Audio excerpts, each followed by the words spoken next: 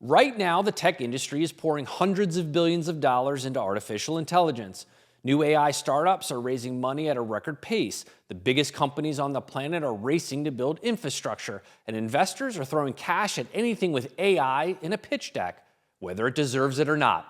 But here's a question almost nobody is actually asking. What's the real business model here?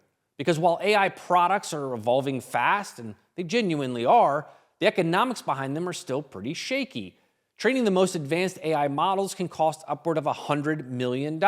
And once those models are out in the world, every single query, every generated image, every line of code, it all consumes computing power inside a data center somewhere, which means AI behaves completely differently from traditional software. Traditional software gets cheaper the more people use it. AI gets more expensive. So today, let's pull back the curtain on how this actually works, how AI companies make money, why running these models costs so much, and why the biggest winners in the AI boom may not be the companies most people are watching.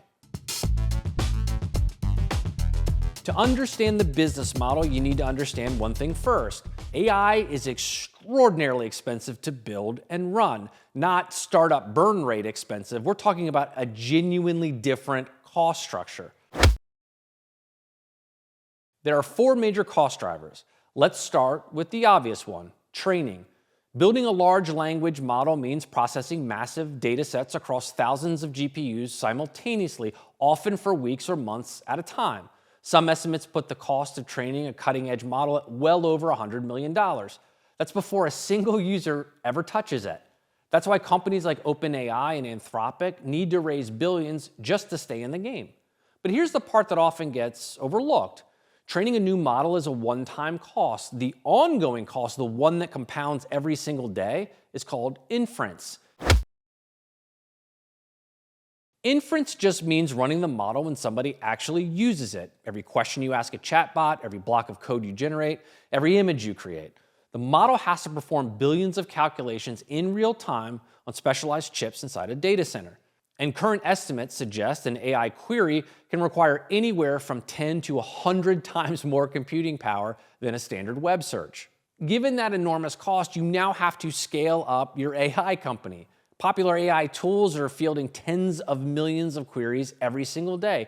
Each one requires GPUs spinning inside their massive, power-hungry data centers. That means electricity, cooling, networking, and hardware that costs tens of thousands of dollars per unit. This creates a genuinely strange economic dynamic, one that almost no other industry has to deal with. For most software companies, growth is basically free. Adding 1 million new users costs almost nothing. The product's already built, you just flip a switch. AI companies don't have that luxury. When usage goes up, the infrastructure costs go up with it. The more people adopt the product, the more expensive it is to operate. In economic terms, AI has a dramatically higher variable cost than traditional software because every single query generates a real non-zero cost for the provider. Sam Altman, the CEO of OpenAI, once asked users to stop saying please and thank you to the model. Not as a joke, because that extra politeness was costing the company tens of millions of dollars a year in unnecessary compute. That tells you everything you need to know about the challenges here. How do you build a business where costs scale directly with usage and still make money? The most straightforward answer is subscriptions. Charge a monthly fee for access to more powerful models or higher usage limits. ChatGPT Plus is an obvious example. Pay a monthly fee, get access to better capabilities. It's familiar, it's simple, it maps directly onto how most software companies operate today. But there's a real problem with it. Because the infrastructure is so expensive, the margins on consumer subscriptions can be surprisingly thin. Heavy users, the people generating large volumes of queries, can cost more to serve than they're actually paying, which puts a ceiling on how profitable this model can be at scale, which is exactly why most AI companies are chasing a second, more lucrative path. You know, one of the best ways to support small YouTube channels like mine is to subscribe. If you like the content and you'd like to see more of it, consider subscribing. Back to the episode. Instead of just selling to individuals, companies are increasingly selling to businesses. Large organizations are experimenting with AI tools that help employees draft emails, analyze data, generate reports, and automate tasks that used to require entire teams. Microsoft and Google are deep in this market, embedding AI directly into the productivity tools businesses already pay them for. The economics here are much more attractive. Enterprise customers pay significantly more than individual users. Contracts are larger, stickier, and easier to predict. And businesses are generally less price sensitive when they can see a direct impact on productivity. But here's where it gets interesting. Underneath all of these applications, the subscriptions, the enterprise tools, the consumer products, there's a layer that most people aren't paying close enough attention to. The natural instinct is to look at AI applications and assume that's where the money is. The chatbots, the assistants, the productivity tools, the startups. But the data tells a different story.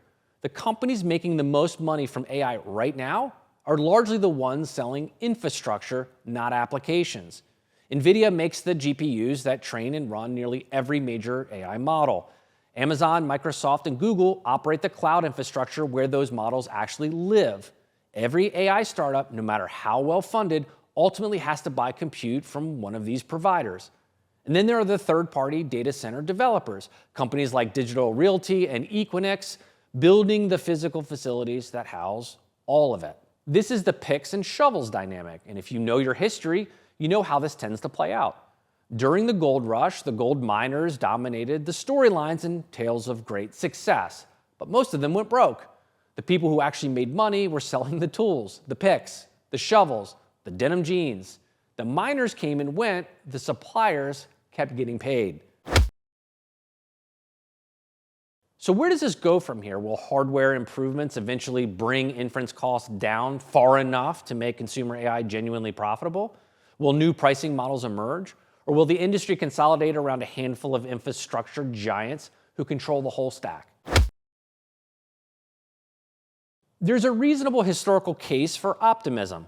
The early internet was expensive and inefficient. Cloud computing started the same way. In both cases, costs eventually dropped, infrastructure matured, and new business models appeared that nobody had predicted. AI may follow the same arc. It just might take longer and cost more than the current hype suggests. When people talk about the AI boom, they tend to focus on the models, the chatbots, the apps, the startups, the fundraising rounds. But the real story might be one layer deeper, in the data centers, in the chips, in the infrastructure that every AI product depends on to function. The most valuable companies in a technological revolution aren't always the ones building the applications. Sometimes they're the ones building the platform everything else runs on. And understanding that distinction, really understanding it, might be the most useful lens we have for figuring out where this whole thing is actually headed. That's it for this episode. As always, like, comment, and subscribe, and we'll see you next time.